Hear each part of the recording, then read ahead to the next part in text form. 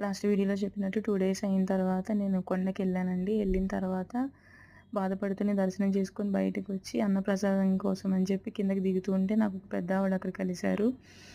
ఆమె మొహం నిండా పసుపు రాసుకొని బొట్టు పెట్టుకొని ఉన్నారు.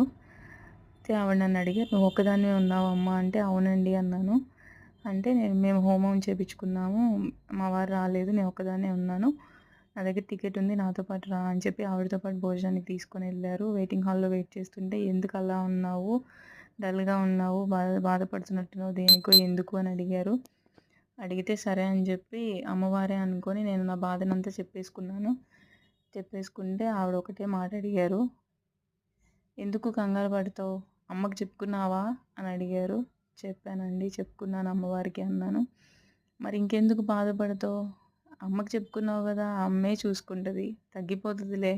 బెంగ పెట్టుకోకు" అని అన్నారు. అదయిపోయింది. అప్పటినుంచి ఇప్పటి వరకు నేను నిజంగా చెప్తున్నాను. అప్పటినుంచి ఇప్పటి వరకు నాకు ఆ ప్రాబ్లమ్ మళ్ళీ రిపీట్ అవ్వలేదు. హెల్తీగా ఉన్నాను నేను. సేమ్ ప్రాబ్లమ్ అసలు నాకు ఇంకా ఆ ప్రాబ్లమే రిపీట్ కాలేదు. ఇలా అందరికీ చెప్పాలనిపించి ఇట్లా పెడుతున్నాను. అమ్మ నిజంగా అమ్మేనండి. ఆర్తితో పిలిస్తే పలుకుతది. నేనున్నానని చెప్తారు. ఆ అమ్మ నేను ఆల్రెడీ నమ్ముతూనే ఉంటాను. నాకేదైనా కష్టం వచ్చినా, సుఖం వచ్చినా అమ్మకే చెప్పుకుంటాను. అమ్మా, నాన్నలకి. అప్పటినుంచి ఇంకా నమ్మకం ఎక్కువైంది. ఇలాగే మీకు కూడా ఏమైనా మీ జీవితంలో సంఘటనలు జరిగుంటే నాకు కామెంట్‌లో చెప్పండి. అలాగే శ్రీమాత్రే నమః అని కామెంట్‌లో టైప్ చేయండి.